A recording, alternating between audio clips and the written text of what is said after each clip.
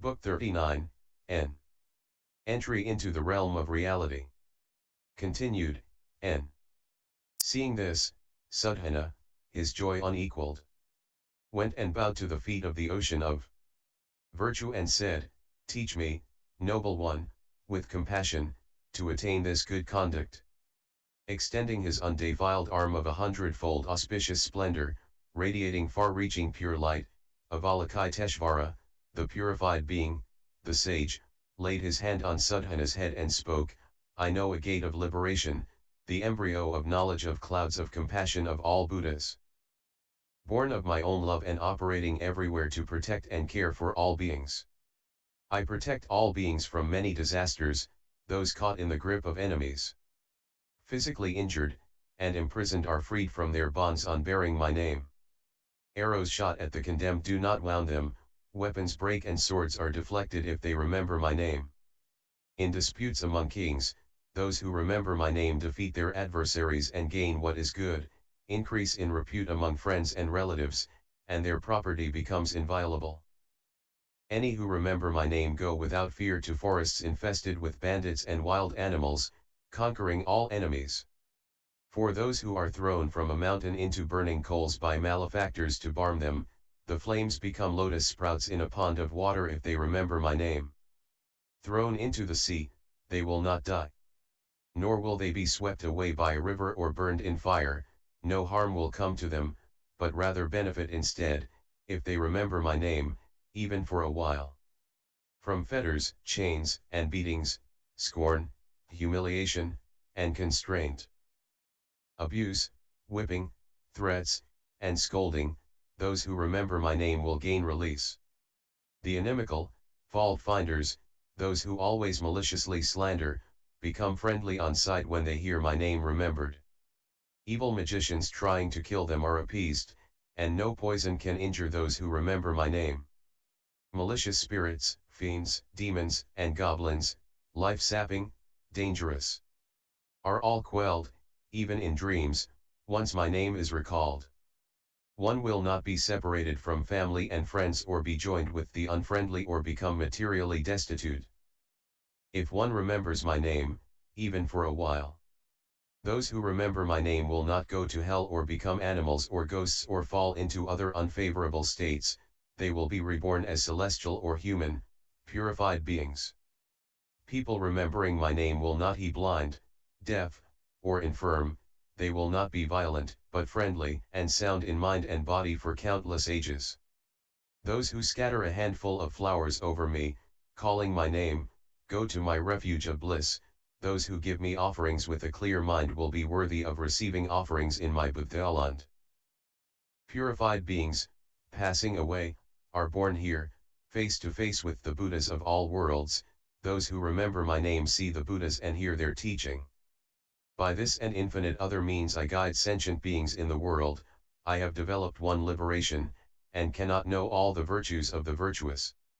Sudhana has attended spiritual benefactors in the worlds of the 10 directions and has not tired of hearing the teaching of the offspring of Buddha. Why would joy not arise while hearing the teaching? At that moment an enlightening being named Ananyagamin descended from the eastern sky and stood on the top of the mountain range surrounding this world. As soon as he set foot on the mountain, the whole world quaked and appeared to be made of jewels. The body of that enlightening being gave off such a light that the sun and moon were overwhelmed, the lights of all realms of being, fire, jewels, and stars were obscured, the great hells were lit up, the dark recesses of the realms of animals and ghosts were illumined, all ills and miseries were allayed, sentient beings were not bound by afflictions, and all sorrows ceased. He also appeared to go to the Buddha, causing clouds of all kinds of offerings, jewels, flowers, perfumes, garlands, robes, parasols, banners, to rain all over the Buddhaland. And he also appeared reflected in the abodes of all beings, appearing to them so as to please them according to their inclinations, and he also appeared to have come to the enlightening being Avalokiteshvara on the peak of Mount Padalaka. Then Avalokiteshvara said to Sudhana, "Do you see the enlightening being Ananyagamin in this assembly?" Sudhana said, "Yes." Avalokiteshvara said, "Go to Ananyagaman and ask him how to learn and carry out the practice of enlightening beings." So then Sudhana paid his respects to Avalokiteshvara and went. Ananyagaman. Then Sudhana, with Avalokiteshvara's verse of knowledge in mind, had not seen enough of Avalokiteshvara but obeyed his words and went to the enlightening being Ananyagaman. Paying his respects, Sudhana said, "Noble one, I have set my mind on supreme perfect enlightenment, but I do not know how to learn and carry out the practice of enlightening beings. I hear you give enlightening beings instruction, so please tell me how an enlightening being is to learn and carry out the practice of enlightening beings." Ananyagaman said, "I have attained an enlightening liberation speeding forth in all directions." Sudhana asked, "What Buddha did you learn it from? How far away is that Buddha's world, and when did you leave that world?" Ananyagaman said, "This point is hard for celestial, human, and titanic beings, for monks and priests, to know, being the power of an enlightening being, the unregressing energy of an enlightening being, the accomplishment of the energy of an enlightening being. It cannot be heard or retained or believed in or comprehended by those who are not under the tutelage of spiritual benefactors, who are not under the attention of Buddhas, who have no accumulated roots of goodness, who have not purified their intentions, who have not attained the faculties of enlightening beings, who do not have the eye of wisdom." Sudhana said, "Please tell me, noble one, I will believe, I will have faith, by the empowerment of Buddhas and the assistance of spiritual benefactors." Ananyagaman said, "I come from the Buddha land of a Buddha named born of universal light. In a world to the east called full of light. I attained the enlightening liberation speeding forth in all directions at the feet of that Buddha. As many eons as atoms in untold Buddha lands have passed since I left that world full of light. With each thought I take as many steps as atoms in untold Buddha lands, and with each step I pass as many Buddha lands as atoms in untold Buddha lands, in all of which are Buddhas. I go to all those Buddhas, and honor each Buddha with the finest mentally produced offerings, stamped with the cosmic seal that has no formation, approved by the Buddhas, pleasing to all enlightening beings. I also observe the oceans of sentient beings in all the worlds, penetrate their minds, discern their faculties, and appear to them bodily in accord with their inclinations and interests, speak of the teaching, radiate auras of light, and provide them with various material necessities. I adapt my form for them, ceaselessly striving to guide them to perfection. And just as I proceed in the east, so do I also proceed in the south, west, north, northeast, southeast, southwest, northwest, the nadir and the zenith. I only know this enlightening liberation speeding in all directions. How can I know the practice or tell of the virtue of the enlightening beings who go everywhere, who face in all directions, who are in the realm of unfragmented knowledge, whose bodies are distributed evenly throughout all universes, who adapt their action to all sentient beings according to the inclinations and interests of those beings, whose bodies pervade all lands, who act in accord with the way things really are, who have realized the equality of past, present, and future, who accord with the equality of all places, who illumine the paths of all beings, who do not have arbitrary notions of Buddhahood, who go along all paths without attachment or obstruction, who stand on the path of non-reliance. South of here is a city called Dvaravati, where the celestial Mahadeva lives. Go ask him how to learn and carry out the practice of enlightening beings." So Sudhana paid his respects to the enlightening being Ananyagaman and went on. Mahadeva. His mind following the far-reaching practice of enlightening beings, eager to embody the sphere of knowledge of the enlightening being Ananyagaman, seeing the excellence of the qualities of the realm of exercise of great mystic knowledge, girding himself with the armor of steadfast vigor, full of joy, his mind on the freedom of inconceivable liberation, accomplishing the virtues of enlightening beings, practicing concentration, establishing mental command, entering into vows, learning powers of analysis and expression, bringing forth power, Sudhana went to the city of Dvaravati and asked for Mahadeva. The people of the city told Sudhana, this Mahadeva is in a temple at a crossroads in the city expounding the teaching in a giant body. Sudhana then went to Mahadeva, paid his respects, and said, Noble one, I have set my mind on supreme perfect enlightenment, but I do not know how to learn and carry out the practice of enlightening beings. I hear that you give enlightening beings instruction, and wish you would tell me how to learn and carry out the practice of enlightening beings. Then the celestial Mahadeva extended 4 hands in 4 directions, brought water from the oceans with extreme speed and washed his face. He scattered golden flowers over Sudhana and said, Enlightening beings are hard to get to see, extremely hard to get to hear. They rarely appear in the world, being so exalted.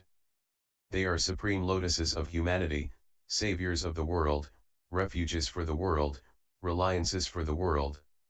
They are great sons, makers of light for sentient beings, the ones who show the path of safety and peace to those on the path of delusion. They are guides to the truth, leaders on the way to the citadel of omniscience. I think killer of wrong views is the name for enlightening beings, in that they manifest themselves to those whose minds are undefiled, they appear before those whose deeds are pure, they imbue those who are free from evils of speech with the light of eloquence, and at all times they stand before those whose intentions are purified. Son, I have attained an enlightening liberation called cloud net. Sudhana asked, what is the sphere of this cloud net liberation?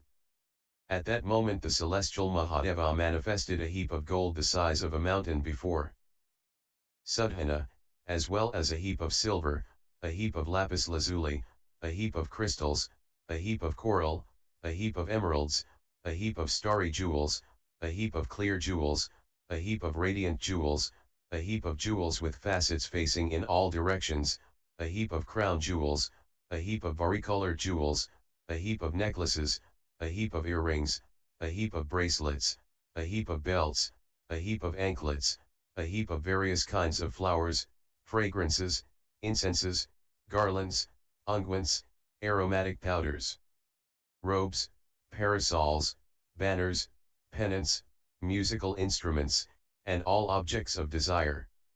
He then said to Sudhana, take of these and give gifts, do good works, make offerings to Buddhas, take care of beings by generous giving, get them to practice transcendent relinquishment, teach the world by giving, show relinquishment, which is hard to do. In the same way as I give you all these goods, so also do I make relinquishment habitual in countless sentient beings whose sense of generosity is not repressed. Having gotten them to plant roots of goodness with the Buddha, the teaching, and the community, and spiritual benefactors, I get them to aspire to supreme perfect enlightenment. Furthermore, to those who are intoxicated with the enjoyment of objects of desire, who are very greedy for the enjoyment of objects, I make objects appear impure. To those filled with anger, those who are arrogant, conceited, proud, and haughty, those who should be led away from strife, I show terrors like fiends and ghouls who feed on flesh and blood, and show them that it is all the vehemence of arrogance.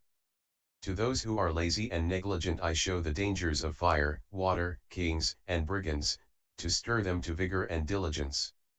Thus with various appropriate means I turn them away from bad conduct and get them to develop good qualities, to destroy all impediments to the transcendent ways, to make the necessary preparations for the transcendent ways, to cross over all the precipitous paths on the mountains of harriers to enlightenment, and to enter the unobstructed state.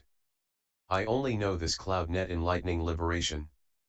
How can I know the practice or tell of the virtues of the enlightening beings who are like the celestial chief Indra, crushing the titans of affliction, who are like water, extinguishing the fire of suffering of all beings, who are like heat, evaporating the water of craving of all beings, who are like wind, shattering the mountains of all attachments, who are like thunderbolts, rending asunder the mountain of the congealed notion of self? South of here, at the site of enlightenment in the region of Magadha in Jambudvipa, lives an earth goddess named Sthavara. Go ask her how to learn and carry out the practice of enlightening beings. So then Sudhana paid his respects to Mahadeva and went on. Sthavara then Sudhana went to the earth goddess Sthavara at the site of enlightenment in Magadha. 100,000 earth goddesses said to one another, someone comes who will be a refuge for all sentient beings, a vessel of enlightenment comes who will break the shell of ignorance of all sentient beings, one who springs from the family of spiritual sovereigns comes who will put on the turban of unattached supreme purity of a spiritual sovereign, a hero bearing the mighty thunderbolt of knowledge comes who will destroy the weapons of all false teachers.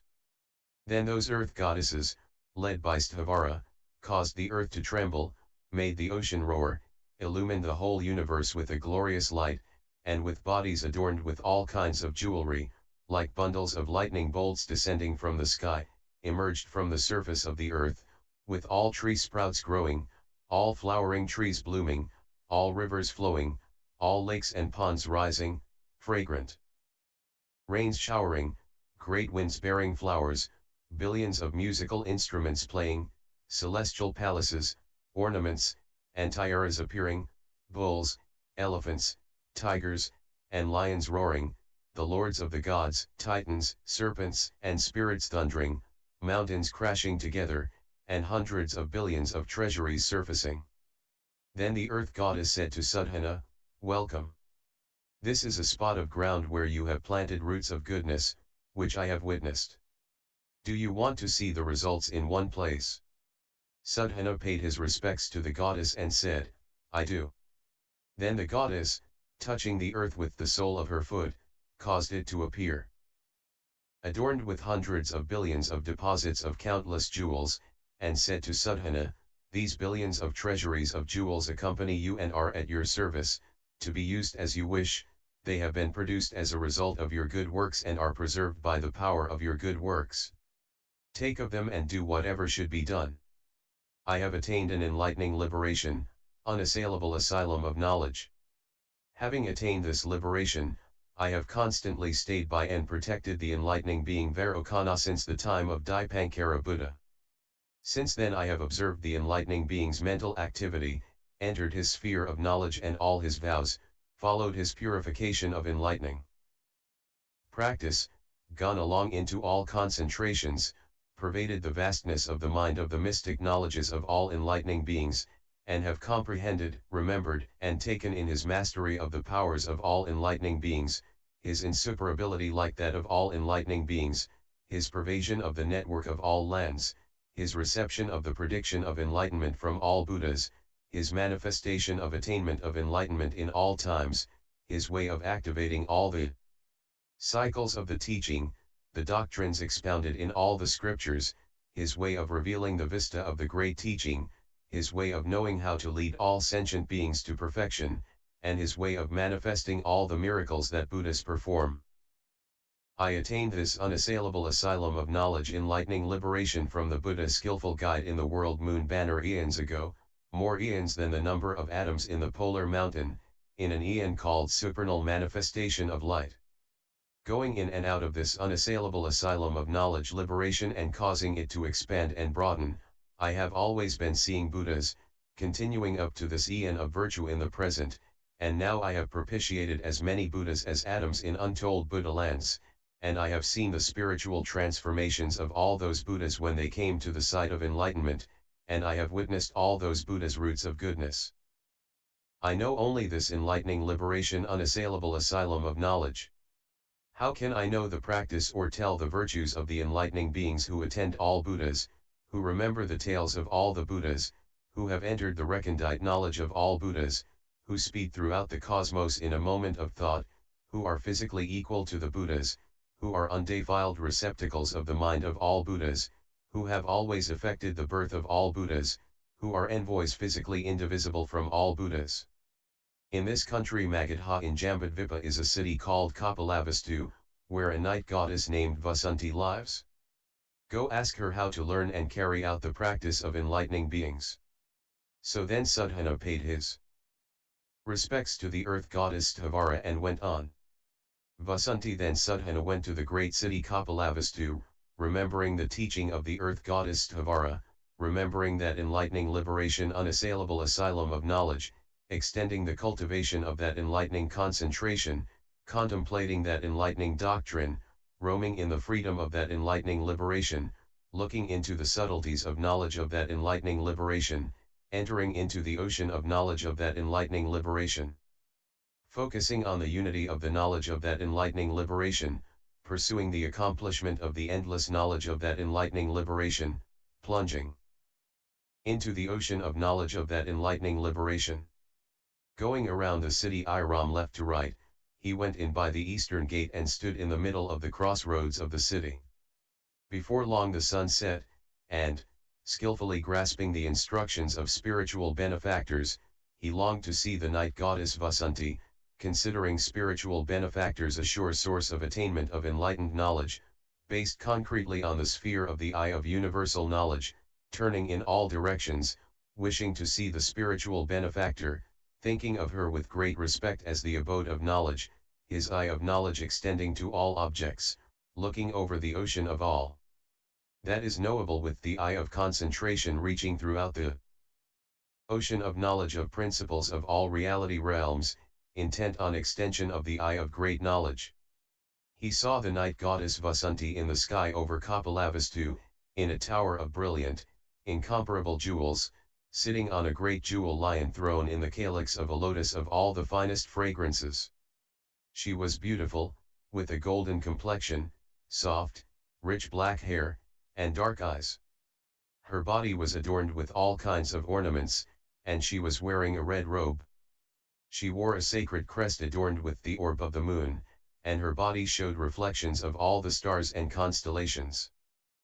He also saw in her pores all the sentient beings who had been liberated by her from the calamities of unfavorable circumstances, evils, and miserable conditions. He also saw in her pores all the sentient beings whom she had settled in heaven, and all whom she had perfected in the enlightenment of heroes and individual illuminates, and in omniscience. He also saw in her pores all the various means, embodiments, and appearances she assumed to perfect them. He also heard coming from her pores the various utterances she used to teach and develop them. He also perceived in her pores the timing, the adaptation to sentient beings' inclinations and interests, the enlightening practices, forceful means, ways of mystic transformation through concentration, powers, states, observations, contemplations, mystic projections, powerful expansions of the great person, and free masteries of liberation by which they were perfected. Having seen and heard those oceans of teachings involving various means, Sudhana was transported with joy. He paid his respects to the night goddess Vasanti and said to her, "Noble one, I have set my mind on supreme perfect enlightenment. Seeing all qualities of Buddhahood as based on spiritual benefactors, I rely on spiritual benefactors. Please show me the way of omniscience whereon an enlightening being sets forth to the stage of the 10 powers." Vasanti answered Sudhana, "It is good that you are so devoted to spiritual benefactors and desire to hear the words of spiritual benefactors. Carrying out the instructions of spiritual benefactors, you will surely arrive at supreme perfect enlightenment. I have attained an enlightening liberation, a means of guiding sentient beings by the light of truth, which dispels the darkness for all sentient beings. I am kind to the evil-minded, compassionate to evildoers. Pleased with those who do good, impartial toward the good and the bad, I am determined to purify the defiled, to set the misguided straight, to inspire higher aspirations in those with low aspirations, to increase the energy of those with inferior faculties, to free those attached to the mundane world from its repetitious circles, and to set those oriented toward the vehicles of individual salvation onto the path of omniscience. I am concentrating on these concerns and am imbued with the enlightening liberation through which I guide sentient beings with the light of truth that dispels the darkness for all sentient beings.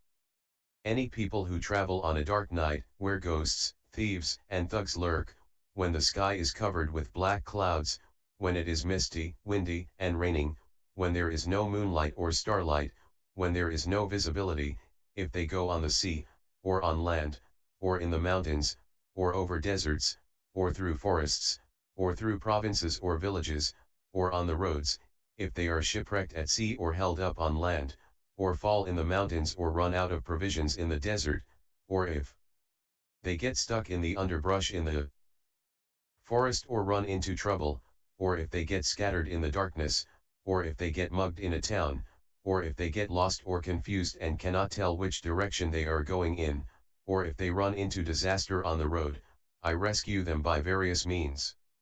For those traveling on the sea I quell hurricanes, get them past bad waters, stop unfavorable winds, quiet the raging billows, free them from the perils of whirlpools, clarify the directions, lead them on the right sea lanes, show them the channels, guide them to the isles of treasure, show them the way in the form of a navigator.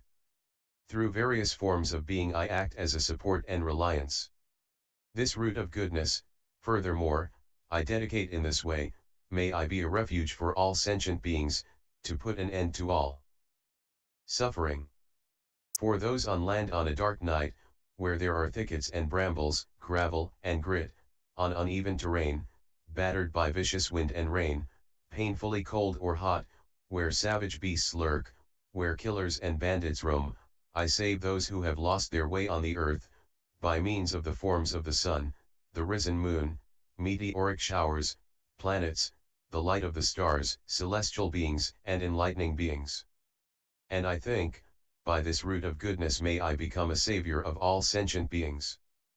For those on precipitous mountain paths, in danger of death, so that they may live, and for those who are dominated by the desire for fame, those who wish for renown, those who seek enjoyment, those who are avaricious, those who strive to get material things, those whose foremost desire is worldly success, those who are wrapped up in affection for their families, those who are lost in the jungle of views, and those who are oppressed by various miseries and fears, become a refuge by various means, for example, by producing caves in the mountains for shelter, by producing fruits and roots for food, by producing streams for drinking water, by producing shelter against cold and heat, by showing the right path, by the songs of birds, by the luster of medicinal plants, by the glow of mountain spirits.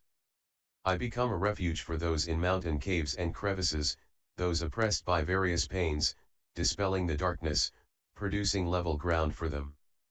And I resolve that just as I rescue these people in the mountains, so will I become a refuge for those fallen on the precipitous trails of the mountain of mundane existence, who are in the grip of old age and death.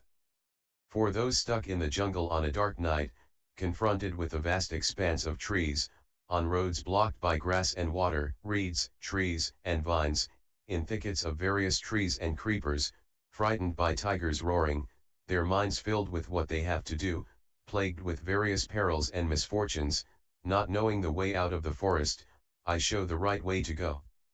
And I resolve that by this root of goodness I will free those in the thicket of views, caught in the web of craving, oppressed by the various pains and perils of the mundane world, liberating them from all miseries.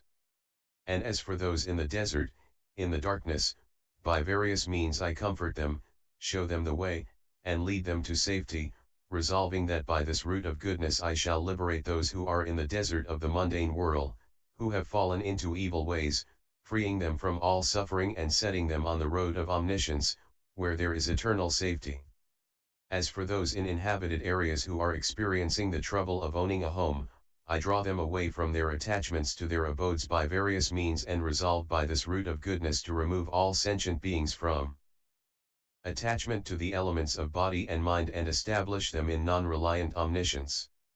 As for those in villages who are attached to their house and relatives, beset by various family troubles, their minds agitated by various anxieties, I take care of them by material gifts and please them in a proper manner, establish them in the state of non-attachment, and resolve by this root of goodness to remove those who cling to the village of their senses from the sphere of mundane objects and set them in the sphere of omniscience. As for those who lose their sense of direction on a dark night, who think level ground is uneven, who think high ground is low, who think low ground is high, light the way for them by various means. To those who want to go out I show the door, to those who want to travel I show the road, to those who want to cross over I show the bridge, to those who want to go in I show the house, to those who want to look around I show the directions. I show the high and low ground, the smooth and rough terrain and its various formations. I show travelers the villages, cities, towns, provinces, and capitals. Show those who are hot and thirsty streams and ponds and groves and parks. To those grieving at separation from their loved ones I show their family and friends, advisors, acquaintances, and kin, and various pleasing forms. And I resolve that just as I light the way for those in the dark who cannot see and have lost their way, as I create light to make various forms manifest, in the same way I will use the light of great wisdom to destroy the darkness of ignorance of those in the long night of the mundane world, who have no sense of direction at all, who are in the darkness of ignorance, whose eye of knowledge is covered by the veil of nescience, who are perverted in concepts, thoughts, and views, who think the impermanent is permanent, who think the painful is painless, who think the selfless has self, who think the impure is pure, who cling to a definite self, being, life, soul, individuality, and personality, who are attached to sense faculties, sense consciousnesses, and sense data, who are confused about cause and effect, who do what is not good, who take life, who steal, who abuse sexuality, who tell lies, who slander others, who speak harshly, who sow dissension, who are covetous, who are malicious, who hold erroneous views, who do not honor their parents or mendicants or priests, who do not recognize the blameworthy or the good, who do not take pleasure in what is right, who are dominated by ill-gotten gain, who pervert what is right by erroneous views, who falsely impugn the enlightened, who try to suppress true teaching, who flee the banner of demons, who injure or kill enlightening beings, who are hostile to the great vehicle, who cut off the aspiration for enlightenment, who defame enlightening beings, who injure or kill their mothers, who are hostile, who revile the wise, who consort with the corrupt and unjust, who damage the relics of saints and the goods of the religious community, who oppose their parents, who act in hellish ways, who are on the brink of disaster, having destroyed the darkness of their ignorance by the light of great wisdom and directed them toward supreme perfect enlightenment, by the great vehicle of universal good I shall show them the path to the stage of knowledge of the 10 powers, I shall show them the stage of the enlightened, the realm of the enlightened, the ocean of wisdom of omniscience, the sphere of enlightened knowledge, the consummation of the 10 powers, the power of mental command of Buddhas, and the unity of all Buddhas. Having shown them this, I will establish them in the knowledge of equality of all Buddhas. As for those who are sick, who are worn out from long illness, whose bodies are weakened, who have wasted away, those who have grown old and are overcome by old age, those who are wretched and poor, those who have come to the end of their lives, those who are in bondage, those who are being tortured, and convicts who have been imprisoned, I stand by them to save them from the danger of injury to their lives. I employ all means to remove the illnesses of those who are sick. Those who are wasted away and overcome by old age I take care of by constant attendance. I provide protection for the helpless, I enrich the poor, I take care of those who have fallen into misfortune by regarding their welfare as my own. Those abroad I lead to their own country, and those astray I lead in the right direction. Those in bondage I release from their bonds. Those who are being tortured I release from the pain of torture. I save the lives of convicts who have been handed over to the king for execution. I resolve that just as I am a refuge saving these beings from various perils and afflictions, so shall I take care of them with the supreme protection of the truth and liberate them from all mental afflictions. I shall enable them to transcend birth, old age, sickness, death, grief, lamentation, misery, depression, and mental disturbance. I shall free them from all fears of falling into bad conditions. I shall establish them in the care of spiritual benefactors.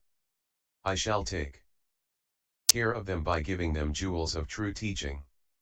I shall get them to act impeccably. I shall direct them to the purity of the body of the enlightened. I shall establish them in the knowledge of the realm where there is ultimately no old age or death. As for those on wrong paths, those in the tangles of various views, those acting on erroneous conceptions, those doing evil in thought, word, and deed, those uncontrolled in action, those devoted to various pious observances and ascetic practices, those who think the unenlightened are enlightened, those who think the enlightened are unenlightened, those who practice self-torture, those who worship bodies of water, mountains, or particular places.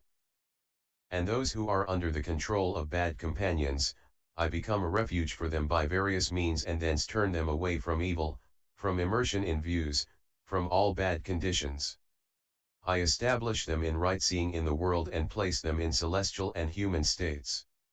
I resolve that just as I liberate these sentient beings from the miseries of such bad behavior, so shall I establish all sentient beings in the transmundane path of transcendence, make them irreversible in progress toward omniscience, and lead them to omniscience by the great vow of universal good, and I shall not fall from the stages of enlightening beings, while not turning away from the realm of all sentient beings.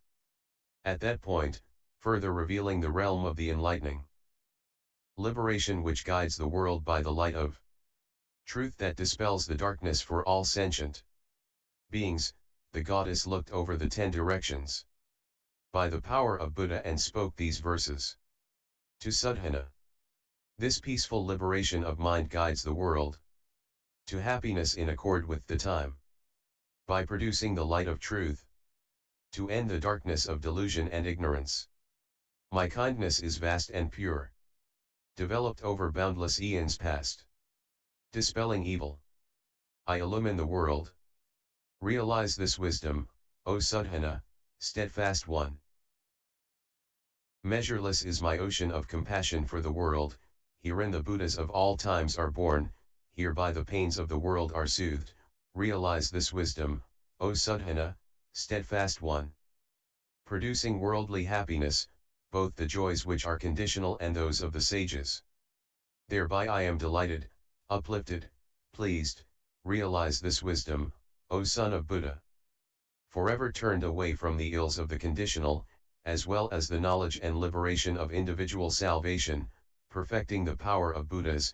Realize this wisdom, O son of Buddha. Vast and pure is my eye, by which I see the lands of the 10 directions. I see the Buddhas in those lands, sitting under the enlightenment tree. I see thousands of Buddhas with their circles. The Buddhas' bodies adorned with marks of greatness, emanating multifold glorious lights, radiating oceans of light from their pores.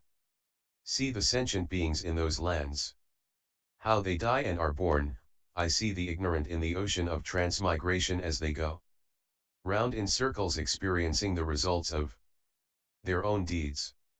My ocean of hearing is pure, and all sounds enter therein.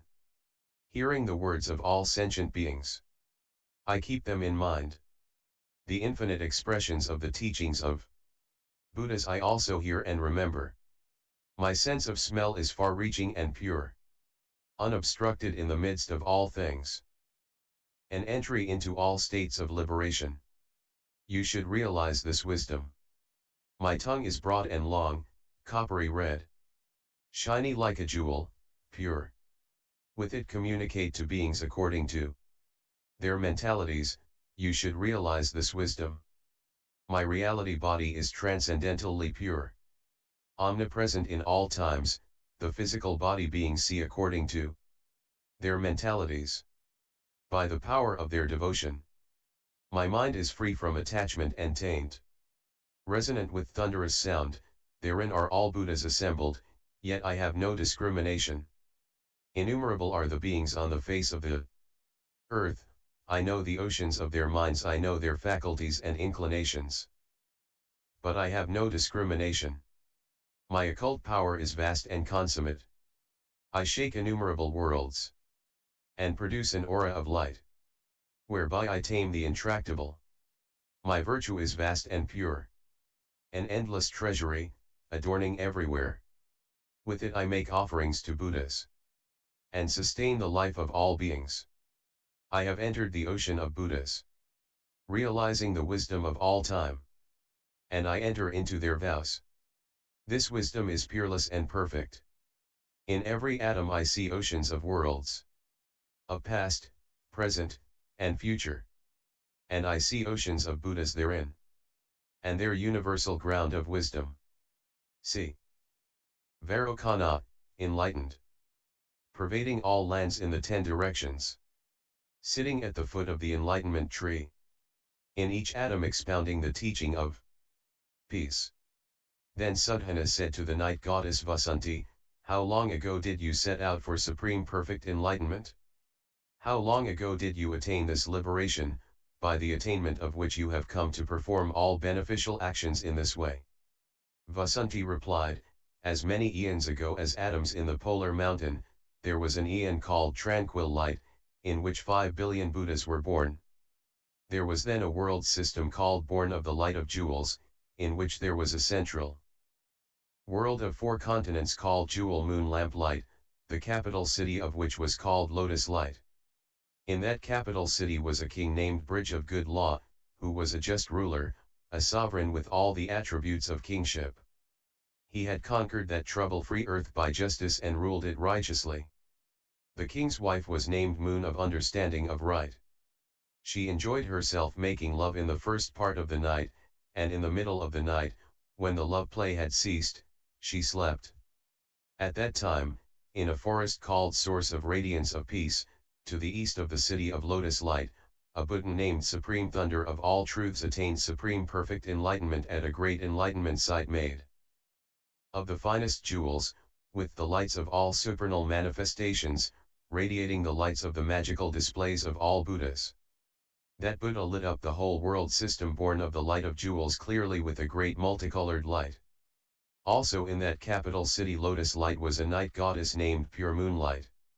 She went to the wife of the king, awakened her by the sound of her jewelry jingling, and said to her, know, O queen, that in the forest Source of Radiance of Peace, a Buddha named Supreme Thunder of all truths has attained supreme perfect enlightenment. And she gave the queen an extensive explanation of the virtuous qualities of the Buddha, the spiritual transformation of the Buddha, and the vow practices by universally good enlightening beings. The queen, illumined by the light of the Buddha, set out for supreme perfect enlightenment with overpowering resolve. She made great offerings to that Buddha and to his group of enlightening beings and disciples.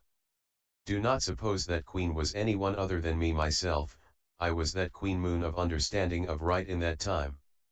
By virtue of that aspiration, and the roots of goodness I planted with that Buddha, I was not born in any bad states for as many eons as atoms in the polar mountain, nor did I have defective faculties, nor did I suffer. I always attained celestial greatness among celestials, and human greatness among humans, and never was apart from spiritual benefactors, that is Buddhas and enlightening beings. I never came upon bad times. So I passed as many eons as atoms in the polar mountain happily, peacefully, safely, and rightly, planting roots of goodness with the enlightened, yet after all that time my enlightening faculties were not yet perfectly developed. After those eons had passed, 10,000 eons before this eon of virtue, there was an eon called sorrowless dispassion, in a world called blazing light undefiled by passion. That world was both defiled and pure. 500 Buddhas were born there. The first of those 500 Buddhas was named Light of Tranquil Eyes with senses like the polar mountain, accomplished in knowledge and action, gone to felicity, supreme knower of the world, guide of tractable people, teacher of celestials and humans, enlightened, blessed. I was an outstanding girl named Light of Wisdom, daughter of an eminent man named Resounding Fame, and I was beautiful and robust. The night goddess Pure Moonlight, by the power of a vow, became a night goddess named Light of Purified Eyes. In the still of the night when my parents were in bed, she made our house tremble, showed her body to me with a great light, told me about the qualities of the Buddha, and then showed me the Buddha sitting at the enlightenment site in the first week after his enlightenment. I went with my parents and a large group of relatives to that Buddha, led by the night goddess Pure Moonlight. I made great offerings to that Buddha, and when I saw the Buddha, I attained a concentration called Born of the World Guiding Vision of Buddha, and I attained a concentration called Sphere of Light of Knowledge of the Ground of Past, Present, and Future, whereby I remembered those eons as many as atoms in the polar mountain, and my aspiration for enlightenment came to the fore. Having heard the teaching from that Buddha, I attained this enlightening liberation called the means of guiding sentient beings by the light of truth which dispels the darkness for all sentient beings, by the attainment of which I physically pervade as many worlds as atoms in 10 Buddha lands, and see the Buddhas in those worlds, and perceive myself at the feet of those Buddhas. I also see all the sentient beings in those worlds, and I know their vocal signals, and their thoughts, inclinations, faculties, and interests, and their previous development under the tutelage of spiritual benefactors, and I manifest a body to them which will please them according to their inclinations. Also, this liberation grows in each mental moment, in an unbroken succession of mental moments pervade as many Buddha lands as atoms in 100 worlds, as many Buddha lands as atoms in 1,000 worlds, as many Buddhalans as atoms in 100,000 worlds. In each mental moment I go on like this to pervade up to as many Buddha lands as atoms in untold unspeakable numbers of worlds, and I see all the Buddhas in those lands, and I perceive myself in their presence, and hear, take in, remember, reflect on, and meditate on the teachings of those Buddhas. I also enter into the oceans of past vows of those Buddhas, and the purifications of the Buddha lands of those Buddhas. Also undertake to purify a Buddha land.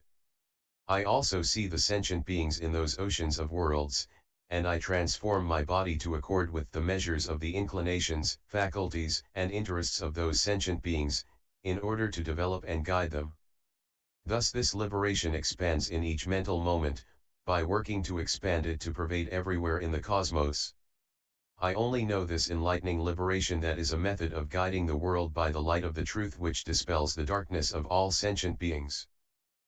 How can I know the practice or tell of the virtues or comprehend the sphere or show the freedom of liberation of the enlightening beings who are completely versed in the infinite vow of enlightening practice of universal good, who command the power to enter into every principle in the ocean of the cosmos, who have mastered the adamantine concentration of knowledge realized by all enlightening beings, who have undertaken the vow to preserve the lineage of Buddhas in all worlds, who have perfected great goodness purifying all worlds in each mental moment, who command the knowledge to develop and guide all universes in each mental moment, whose eyes are suns that dispel the darkness of all obstructions for all sentient beings in all worlds, who strive to inform all sentient beings about the great vehicle of universal liberation, who are moons of wisdom dispelling the darkness of doubt and confusion for all sentient beings, whose pure voices obliterate attachment to existence, who have the power to show miracles in each atom of all phenomena, who have unfragmented knowledge of the ground of past, present, and future. In this very enlightenment site in Magadha lives a night goddess named Samantagambhira Shrivamalaprabha, who inspired in me the determination for enlightenment and has encouraged me time and again. Go ask her how to learn and carry out the practice of enlightening beings. Then Sudhana praised the night goddess with these verses, continued, O